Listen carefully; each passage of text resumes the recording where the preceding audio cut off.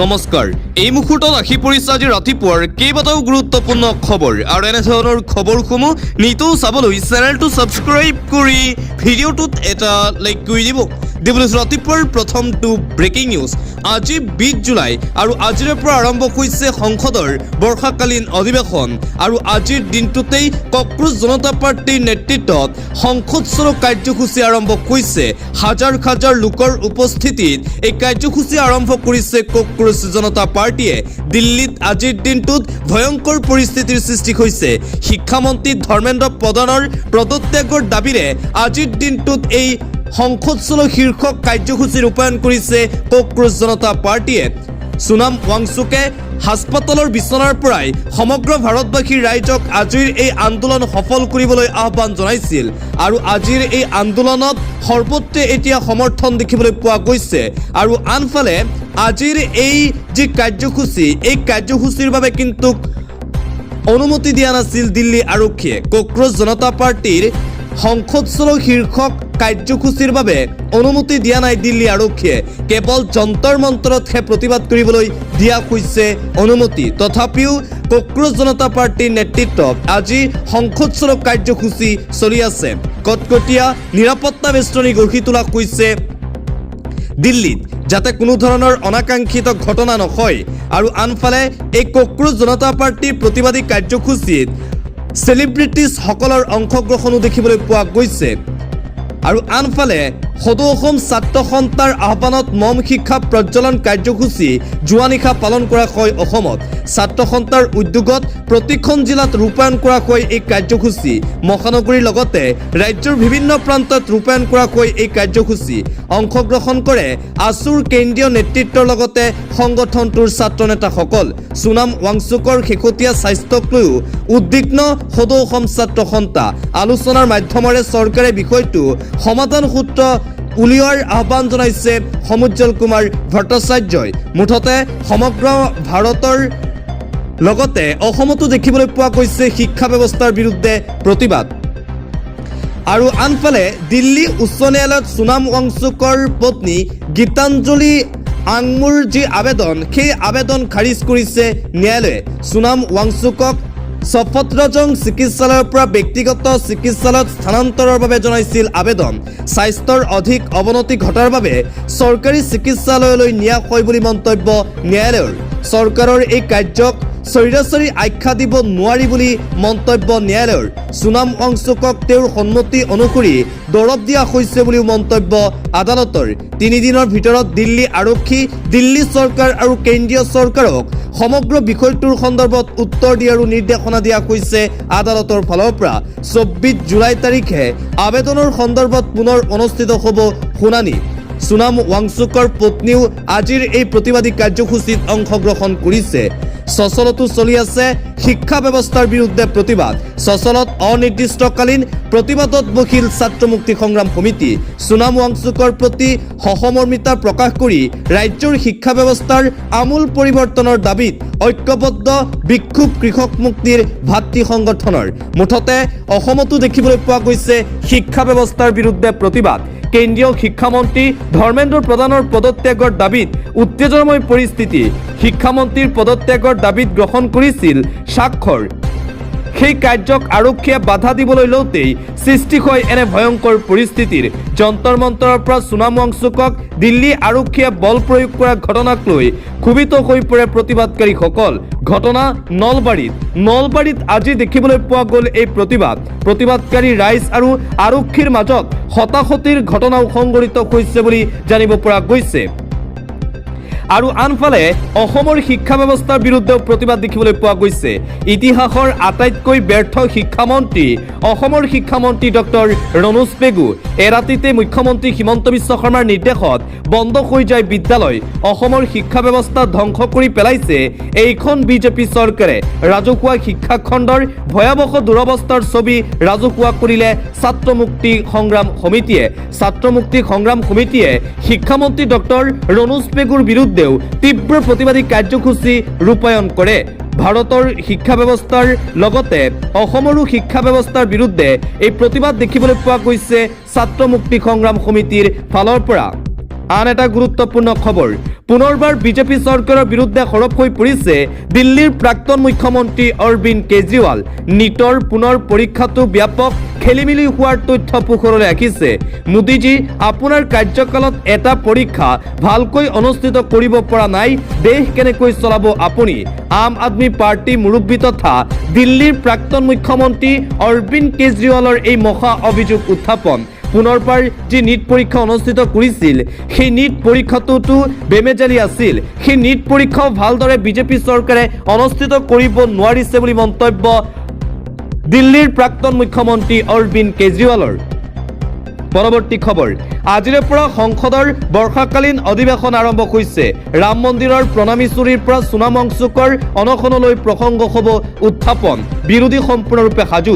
বিৰোধীৰ প্ৰতিবাদত অধিৱেশন উত্তপ্ত হোৱাৰ সম্ভাৱনা। উত্থাপন হ'ব জাতীয় সন্মান অৱমাননা সংশোধনী বিধেয়ক 2026।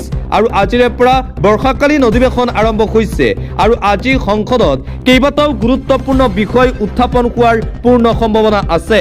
য'ত উত্থাপন হ'ব সোণাম ৱাংচুকৰ বিষয়, য'ত উত্থাপন হ'ব শিক্ষামন্ত্ৰী ধৰ্মেন্দ্ৰ প্ৰধানৰ পদত্যাগৰ দাবী, য'ত উত্থাপন হ'ব E20 পেট্ৰল, উত্থাপন হ'ব ৰাম মন্দিৰৰ কোটি কোটি টকা চুৰিৰ প্ৰসংগ, উত্থাপন হ'ব মণিপুৰৰ প্ৰসংগ।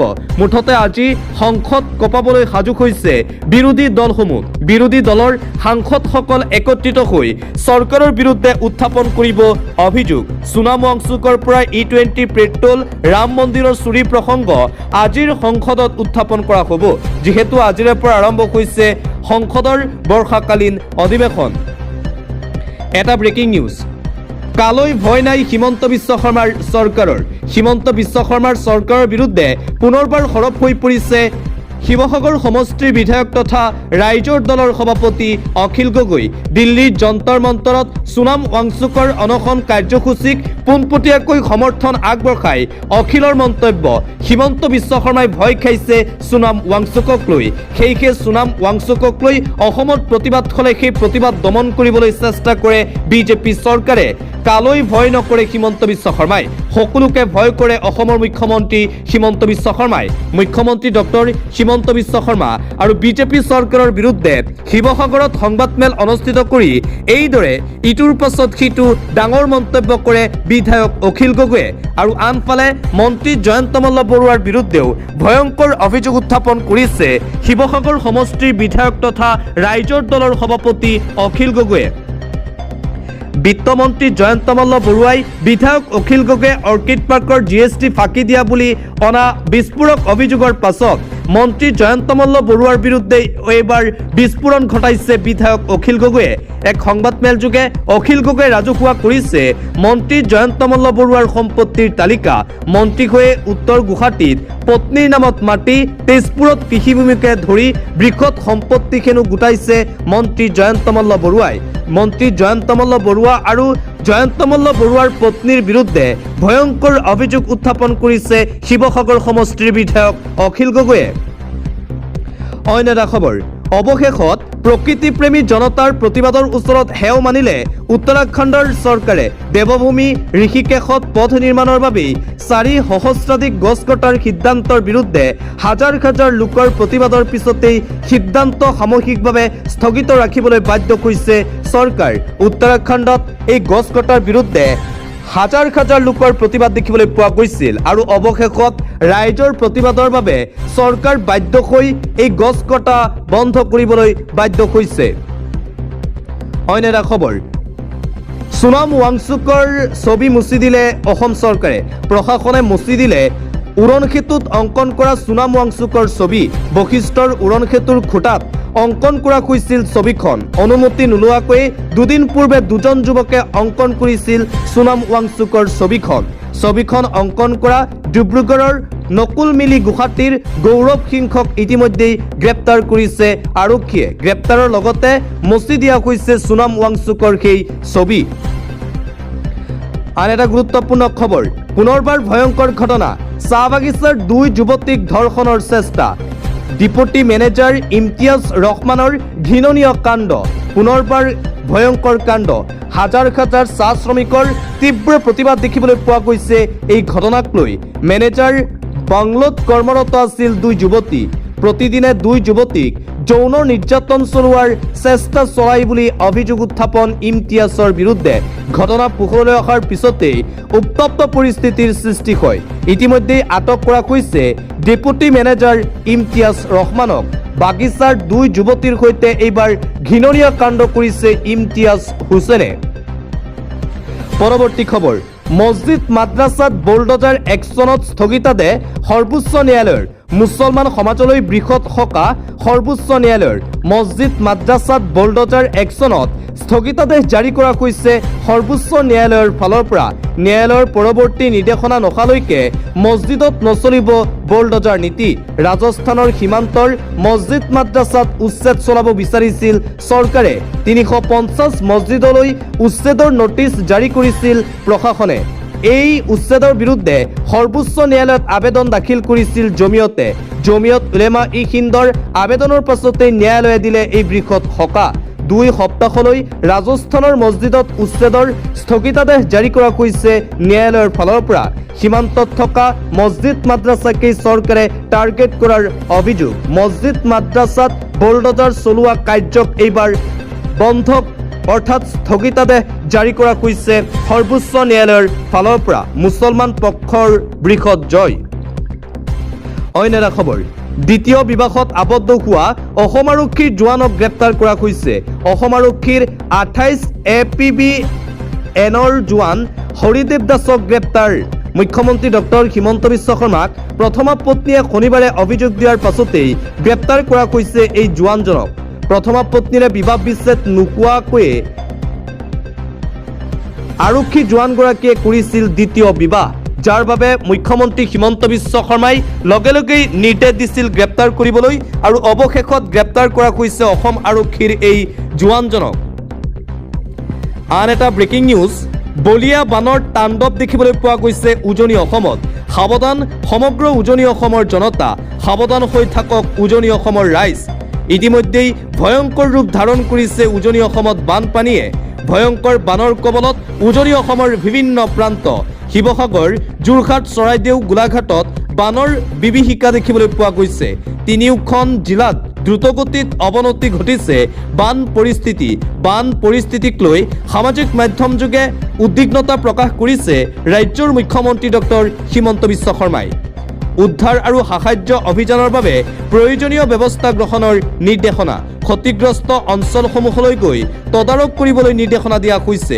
প্ৰয়োজন হ'লে সহযোগিতা আগবঢ়াব ভাৰতীয় বায়ু সেনাই। ভাৰতীয় বায়ু সেনাকো সাজু হৈ থাকিবলৈ নিৰ্দেশনা দিয়া হৈছে চৰকাৰৰ ফালৰ পৰা। ইপিনে শিৱসাগৰ জিলাৰ নদীসমূহৰ জলস্তৰ বৃদ্ধি পাইছে। ইতিমধ্যে শিৱসাগৰ প্ৰশাসনে মুকলি কৰিছে দুটাকৈ জৰুৰীকালীন নম্বৰ 0377222337 84718643555। ভয়াৱহ ৰূপ ধাৰণ কৰিছে প্ৰলয়নকাৰী বানে।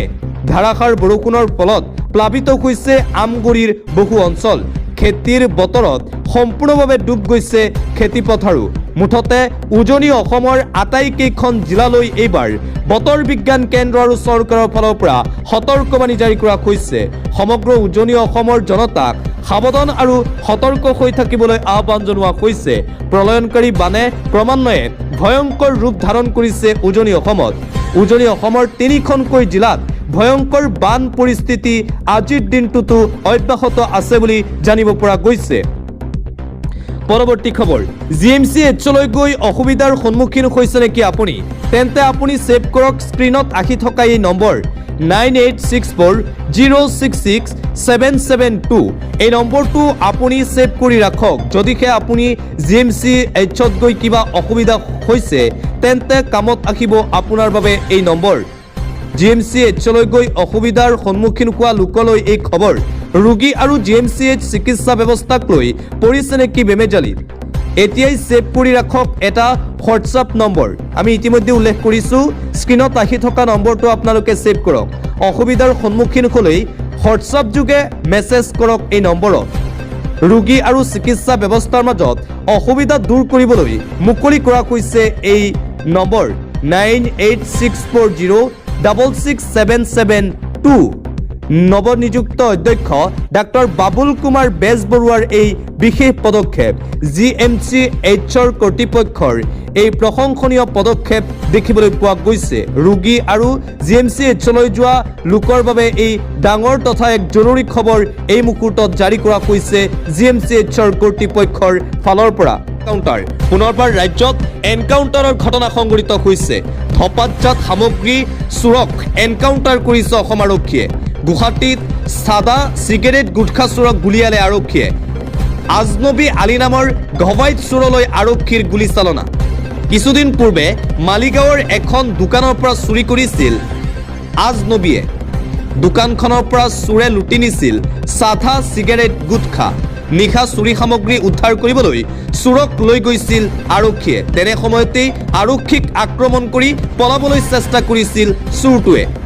পলাবলৈ লওঁতেই আজনবী আলী নামৰ চোৰটোলৈ আৰক্ষীৰ গুলী নিক্ষেপ। বৰ্তমান GMCHত চিকিৎসাধীন গুলীবিদ্ধ আজনবী আলী নামৰ চোৰটোৰ। আৰু পুনৰবাৰ এনকাউণ্টাৰৰ ঘটনা সংঘটিত হৈছে গুৱাহাটীত। এটা ভাল খবৰ, 100 দিনৰ ভিতৰত ৰাজ্যত নিৰ্মাণ হ'ব 2 লাখ চৰকাৰী পকী ঘৰ। এটা অতিকৈ ভাল খবৰ, সুখৰ খবৰ এই মুহূৰ্তত আহি পৰিছে। চৰকাৰী পকী ঘৰক লৈ চৰকাৰৰ ফালৰ পৰা বৃহৎ সিদ্ধান্ত গ্ৰহণ। চৰকাৰে জাৰি কৰিছে এক সুখবৰ, কিয়নো কেৱল মাত্ৰ 100 দিনৰ ভিতৰত ৰাজ্যত নিৰ্মাণ হ'ব 2 লাখ চৰকাৰী পকী ঘৰ। ৰাজ্যৰ লাখ লাখ লোকৰ বাবে এই ডাঙৰ খবৰ তথা এক ভাল খবৰ আহি পৰিছে। ৰাজ্যত নাথাকিব এটাও কেঁচা ঘৰ। প্ৰতিটো দৰিদ্ৰ পৰিয়ালে লাভ কৰিব চৰকাৰৰ ফালৰ পৰা চৰকাৰী পকী ঘৰ। প্ৰধানমন্ত্ৰী আৱাস যোজনা গ্ৰামীণৰ অধীনত নিৰ্মাণ হ'ব চৰকাৰী পকী ঘৰ। 100 দিনৰ ভিতৰত 2 লাখ চৰকাৰী পকী ঘৰ নিৰ্মাণ কৰিবলৈ এতিয়া পদক্ষেপ গ্ৰহণ কৰিছে বিজেপি চৰকাৰে। বিজেপি চৰকাৰৰ প্ৰতিজ্ঞা, অসমত কোনো এজন লোকৰ নাথাকিব কেঁচা ঘৰ। প্ৰতিগৰাকী অসমবাসী ৰাইজে চৰকাৰৰ ফালৰ পৰা পকী ঘৰ লাভ কৰিব। চৰকাৰী পকী ঘৰক লৈ এই ডাঙৰ তথা এক ভাল খবৰ জাৰি কৰিছে চৰকাৰে। আন্তঃৰাষ্ট্ৰীয় পৰ্যায়ৰ এটা ব্ৰেকিং নিউজ। ইতিহাসে পাহৰিব নোৱাৰা শিক্ষা দিম আমেৰিকাক। এইবাৰ আমেৰিকাৰ বিৰুদ্ধে মুকলি যুদ্ধ ঘোষণা কৰিছে ইৰাণে। ট্ৰাম্পক মুকলি ধমক খামেইনিৰ। আমেৰিকাৰ আক্ৰমণলৈ ভয় নকৰে ইৰাণ ৰাষ্ট্ৰই। ডোনাল্ড ট্ৰাম্পক মুকলি ধমক মুস্তাফা খামেইনিৰ। ইতিহাসত পাহৰিব নোৱাৰা শিক্ষা দিয়া হ'ব আমেৰিকা যুক্তৰাষ্ট্ৰক। শীঘ্ৰেই ইৰাণত আক্ৰমণ বন্ধ নকৰিলে লোৱা হ'ব ভয়ংকৰ প্ৰতিশোধ। এনে শিক্ষা দিম যি কেতিয়াও পাহৰিব নোৱাৰিব আমেৰিকা যুক্তৰাষ্ট্ৰৰ ৰাষ্ট্ৰপতি ডোনাল্ড ট্ৰাম্পে। আমেৰিকাৰ এটা চৰ্তও পালন নকৰে ইৰাণে। ইৰাণ সমৰ্থিত প্ৰতিখন ৰাষ্ট্ৰই এতিয়া প্ৰত্যুত্তৰ দিব আমেৰিকাক। আমেৰিকাক আক্ৰমণ কৰিবলৈ এতিয়া ইৰাণক সমৰ্থন কৰিছে বহু ৰাষ্ট্ৰই। চুক্তি ভংগ হোৱাৰ পিছত সপ্তমবাৰলৈ ইৰাণত আমেৰিকা যুক্তৰাষ্ট্ৰৰ আক্ৰমণ। আমেৰিকাৰ আক্ৰমণৰ পাছতেই খামেইনিৰ এই তীব্ৰ সকিয়নি। ইৰাণৰ আক্ৰমণত মৃত্যু আমেৰিকাৰ 16 গৰাকীৰো অধিক সৈনিক। আমেৰিকাৰ আক্ৰমণলৈ কোনো কাৰণতেই ভয় নকৰে ইৰাণে। এইবাৰ আমেৰিকা যুক্তৰাষ্ট্ৰৰ বিৰুদ্ধে মুকলি ধমক প্ৰদান কৰা হৈছে ইৰাণৰ ফালৰ পৰা। ইৰাণে আমেৰিকাৰ বিৰুদ্ধে কৰিব ভয়ংকৰ আক্ৰমণ। ইতিহাসত নোহোৱা আক্ৰমণ কৰিবলৈ এইবাৰ ইৰাণ প্ৰস্তুতি আৰম্ভ কৰিছে আমেৰিকা যুক্তৰাষ্ট্ৰৰ বিৰুদ্ধে। ডোনাল্ড ট্ৰাম্পক এইদৰে অপেন চেলেঞ্জ ইৰাণৰ। পৰৱৰ্তী খবৰ, আপুনি পালেনে বিনামূলীয়া বিদ্যুৎ? 300 ইউনিট বিনামূলীয়া বিদ্যুতৰ বাবে আজিয়েই কৰক আপুনি এপ্লাই। চাই লওক আবেদনৰ প্ৰক্ৰিয়া। এটা সোণালী সুযোগ, আপুনিও পাব বিনামূলীয়া বিদ্যুৎ সেৱা। 300 ইউনিট বিনামূলীয়া বিদ্যুতৰ বাবে আজিয়েই কৰক আপুনি এপ্লাই। ঘৰত বহিয়েই অনলাইন যোগে অতি সৰল প্ৰক্ৰিয়াৰে কৰিব পাৰিব পঞ্জীয়ন। এতিয়াৰে পৰা আপোনাৰ ঘৰৰ বিদ্যুতৰ বিল হ'ব একেবাৰে শূন্য। ক্ষিপ্ৰতাৰে ৰূপায়ণ কৰা হৈছে প্ৰধানমন্ত্ৰী সূৰ্য ঘৰ বিনামূলীয়া বিজলী যোজনা। ঘৰৰ চালত চলাৰ পেনেল বহোৱালে প্ৰতিমাহে লাভ কৰিব 300 ইউনিট পৰ্যন্ত বিনামূলীয়া বিদ্যুৎ। সৌৰশক্তি প্ৰকল্প স্থাপনৰ বাবে চৰকাৰে দিব ৭৮,০০০ টকা পৰ্যন্ত ৰাজসাহায্য। কেনেকৈ আপুনি কৰিব এই স্কিমৰ বাবে আবেদন? প্ৰথমে আপুনি pmsuryaghar.gov.in ৱেবছাইটলৈ যাব লাগিব। কনজিউমাৰ পেজলৈ গৈ এপ্লাই নাও অপশ্যনত ক্লিক কৰক। তাৰ পিছত দিয়ক নিজৰ মোবাইল নম্বৰ আৰু কেপচা কোড। ভেৰিফিকেশ্যনৰ পাছত দিব লাগিব নাম, ৰাজ্য, জিলাৰ নাম। ইয়াৰ পিছতেই দিব লাগিব আপোনাৰ ইমেইল আইডিটো। মোবাইললৈ অহা OTP সন্নিৱিষ্ট কৰি ক্লিক কৰক ছেভ অপশ্যনত। ইয়াৰ পিছতেই ৰাজসাহায্য লাভৰ বাবে আপুনি সন্নিৱিষ্ট কৰি দিব লাগিব আপোনাৰ এক্টিভ থকা বেংকৰ একাউণ্ট। সকলো তথ্য পাতি অনুমোদন হোৱাৰ পিছতেই আপোনাৰ মোবাইল ফোনলৈ আহিব এটা মেছেজ। বেংক কৰ্তৃপক্ষৰ সৈতে যোগাযোগৰ পিছত আপোনাৰ একাউণ্টত সোমাব চৰকাৰৰ ফালৰ পৰা ৰাজসাহায্যৰ ধন। একেলগে ধন বিনিয়োগ কৰিব নোৱাৰা গ্ৰাহকৰ বাবে চৰকাৰে কৰিছে অতি সুলভ বেংক ঋণৰ ব্যৱস্থা। এইদৰে আপুনি লাভ কৰিব পাৰিব ছলাৰ পেনেল আৰু বিনামূলীয়া বিদ্যুৎ পাবলৈ হ'লে আপুনি এইকেইটা কাম কৰিব লাগিব। বতৰক লৈ এটা গুৰুত্বপূৰ্ণ খবৰ। পৰিহাৰ কৰক অপ্ৰয়োজনীয় যাত্ৰা। বতৰক লৈ পুনৰবাৰ আজিৰ দিনটোতো জাৰি কৰা হৈছে এলাৰ্ট। আঞ্চলিক বতৰ বিজ্ঞান কেন্দ্ৰৰ ফালৰ পৰা পুনৰবাৰ বতৰক লৈ এই এলাৰ্ট জাৰি কৰা হৈছে। সাৱধান সমগ্ৰ অসমবাসী ৰাইজ। নেৰানেপেৰা বৰষুণ, ধুমুহা বজ্ৰপাতৰ এলাৰ্ট জাৰি। 18 জুলাইৰ পৰা 22 জুলাইলৈকে ইতিমধ্যেই IMDৰ ফালৰ পৰা যিহেতু এলাৰ্ট জাৰি কৰা হৈছে, আজিৰ দিনটোতো ভাৰতীয় বতৰ বিজ্ঞান কেন্দ্ৰৰ সতৰ্কবাণী। উজনি অসমৰ পৰা নামনি অসমৰ প্ৰায় কেইখন জিলালৈ এই এলাৰ্ট জাৰি কৰা হৈছে বতৰ বিজ্ঞান কেন্দ্ৰৰ ফালৰ পৰা। উজনি অসমৰ আটাইকেইখন জিলাত অৰেঞ্জ এলাৰ্ট জাৰি কৰা হৈছে। লগতে নামনি অসমতো অৰেঞ্জ এলাৰ্ট জাৰি। গুৱাহাটী মহানগৰবাসীকো সাৱধান আৰু সতৰ্ক হৈ থাকিবলৈ আহ্বান। নেৰানেপেৰা বৰষুণ যিহেতু হ'ব আৰু মুহূৰ্ততে গুৱাহাটী মহানগৰীত কৃত্ৰিম বানপানী সমস্যাৰ সৃষ্টি হোৱাৰ আশংকা কৰা হৈছে। বতৰক লৈ পুনৰবাৰ আঞ্চলিক বতৰ বিজ্ঞান কেন্দ্ৰৰ ফালৰ পৰা এই